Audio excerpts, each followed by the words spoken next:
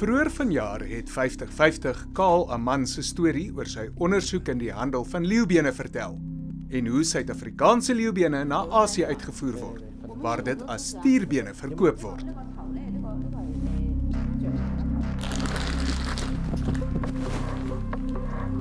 No? Oh, it still smells bad. Suggesting it might be real tiger bone. Met Karl se ondersoek het 'n heel ander sy van natuurlewe misdaadkop uitgesteek.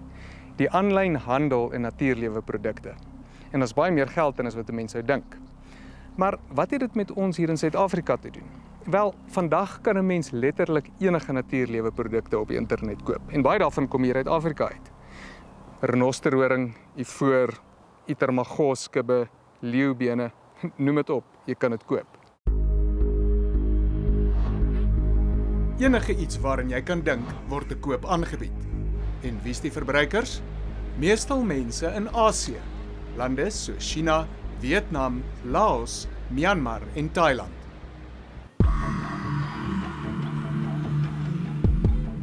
Om te bevestig of daar werklike ontploffing van hierdie onwettige handel oor die internet is Karl na Guangzhou in China, waar 'n paar van sy kollegas 'n onwettige produk oor die internet bestel het.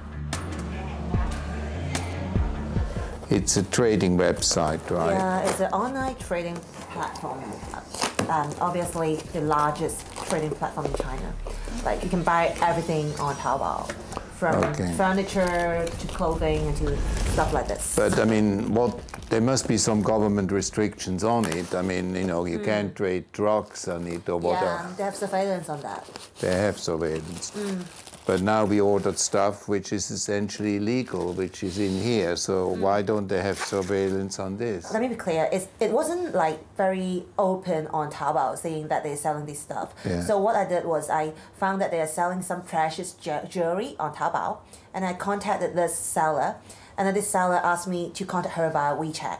So I WeChat her, text her, and then we made friends on WeChat, and then there was this profile on WeChat saying she has all these stocks, and then so she just sent me the pictures on his profile, and then we talk about the goods, the price. So she must have clients which do this every day like you and order on a regular basis from her. Apparently she has a lot of clients, as she told me, because as I asked her whether you're real or not, she has showed me proof of other clients' orders. Okay. So and some of this proof that she showed was some conversations she had, screen caps of conversations she had with other clients.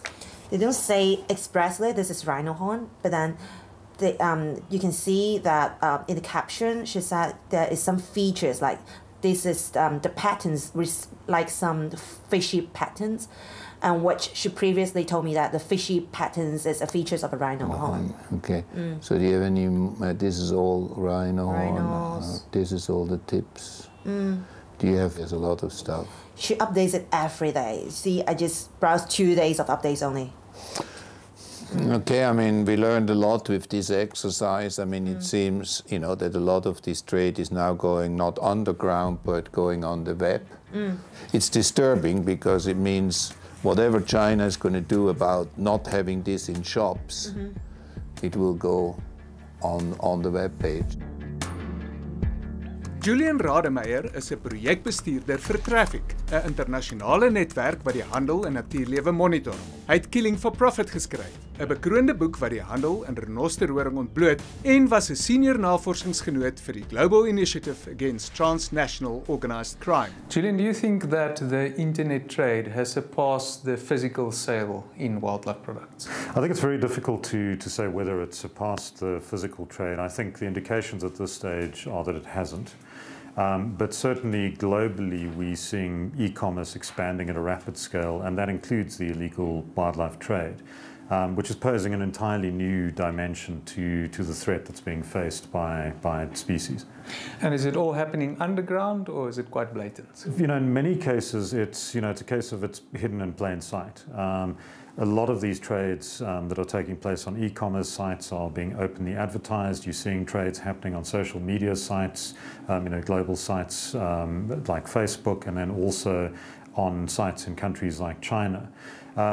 I think that efforts to try and clamp down on illegal trade, while those are commendable, there is also the danger that they're just going to push it significantly underground. And the open trades that are happening are an incredibly useful source of intelligence and information gathering about how syndicates are operating, the types of products that are for sale. Verskeie studies is al deur internasionale organisasies soos Traffic en I4 oor natuurlewe misdaad wat op die internet plaasvind gedoen.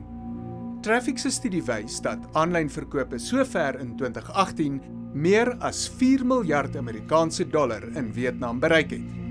Dis net in Vietnam en sluit enige ander lande in Suidoos-Asië uit. Die opname het ook gewys dat natuurlewe produkte doodmaklik is om op te spoor.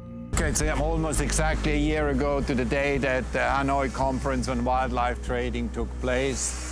We have come back to Nikkei village, one of the most prominent wildlife trading spots in Southeast Asia. Since then, the word has gone out. A lot of NGOs have appeared on the scene, have made an issue out of what goes on here in Nikkei village. It's now all under the table or internet-based. In the front, it's now all timber products, no longer any ivory and rhino horn. Also, in the first place, the woman did pull out a wide range of ivory chains, and her husband immediately warned her and said, "These are foreigners, don't show them this stuff." A lot more affluence, new buildings, Mercedes. There's actually massage parlors and spas here, coffee shops with swimming pools. So the affluence shows. But today it's hard to see ivory or rhino horn. So it's all under the table on the internet now. Dis nie net webblaaie wat produkte verkoop nie. Dit lyk of sosiale media nou eintlik die plek is waar dinge gebeur en ook heeltemal oop en bloot. 12 Facebook-groepe in Thailand is bestudeer, waarvan elk meer as 100,000 lede het. Meer as 200 spesies is te koop op hierdie groepe aangebied. 105 van hulle is beskermde spesies, meestal voëls, en 95 is nie beskermde spesies nie, waarvan baie reptiele is. Efforts do need to be taken and put in place to try and clamp down on this trade. Traffic, WWF and I4 have launched a campaign earlier this year to set up a global coalition against wildlife trade online. 21 major companies, including Facebook, Google, Microsoft, Alibaba, have signed up to that. And as part of that, they are putting in place policies and procedures to try and deal with the quantities of illegal trade taking place online. But, the internet's a constantly evolving place. It's a constantly expanding place.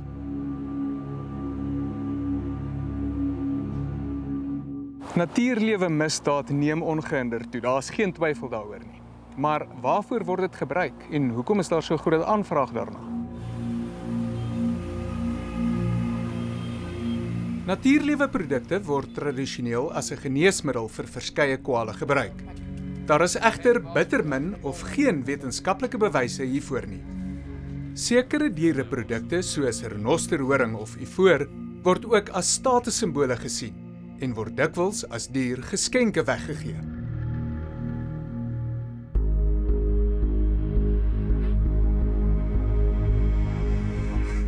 Verlede jaar het Alibaba, China se grootste aanlyn winkel, 'n mylpaal-ooreenkoms bereik met Kering, die handelaar in luukse goedere. Kering is die beheermaatskappy vir baie van die wêreld se voorste handelsmerke. Valse items is onder hulle handelsmerkname op Alibaba se webblad verkoop. 'n Ooreenkoms is toe aangegaan en enige vals handel in goedere op die webblad word nou ter wille van kopiereg streng gekontroleer. Sou 'n soortgelyke ooreenkoms dalk getref kon word wat die handel in onwettige natuurlewe produkte betref? There has been some work taking place around developing artificial intelligence, machine learning tools that can identify products being traded online. But these are very much in the early phase, and they're stymied to some degree by the incredible diversity of species and products that are available online. And also by the scale of online trade in many countries. If you take a company like Alibaba, for instance, in a single day, Alibaba sold 812 million products and did $25 billion worth of trade. So that's the scale that we're looking at. So there are all these wildlife conferences, COP meetings, agreements, but it seems that very little is really being done. Are we fighting a losing battle here? I mean, I disagree that very little is being done. I think a lot is being done. How effective some of what's being done is, that could be called into question. But certainly there are a lot of efforts on the ground. There are a lot of people who are passionately, actively involved in driving these efforts. There are no magical solutions that we can pluck out of the sky to try and end this overnight. I think, anyone who denies that it's a crisis would be lying. I mean, we're facing a severe crisis. We've been facing a crisis in some cases for a number of years now. Is it just the older generation, or do you think this culture will go on? It will go on, but the scale may not be that big. Okay, yeah. And I'm very sure everything will go online. I don't think anyone will just go here shopping anymore. My generation don't do shopping in shops. It's a new field, a new developing field of investigation. And I think that, in many countries, South Africa is a nice example, we simply don't have the capacity in law enforcement or the necessary skills to do these kinds of online investigations. Vir natuurlewe misdadigers is die internet 'n absolute toevlugsoord waar jy heeltemal anoniem hope en hope geld kan maak. En met hierdie mark wat op die oomblik waarwyd oop staan, is die vernietiging wat dit vir ons natuurlewe kan bring ondenkbaar. It's very easy just to sit back and go, the picture is awful, it's appalling, we throw our hands up in the air and we give up. But, what does that say about us? We've turned the corner before, we've turned things around before.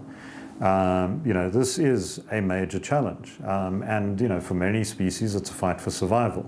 And, as I look at it, I think it's a fight for the survival of our planet in the longer term. If you take the overwhelming sort of environmental threats that exist today.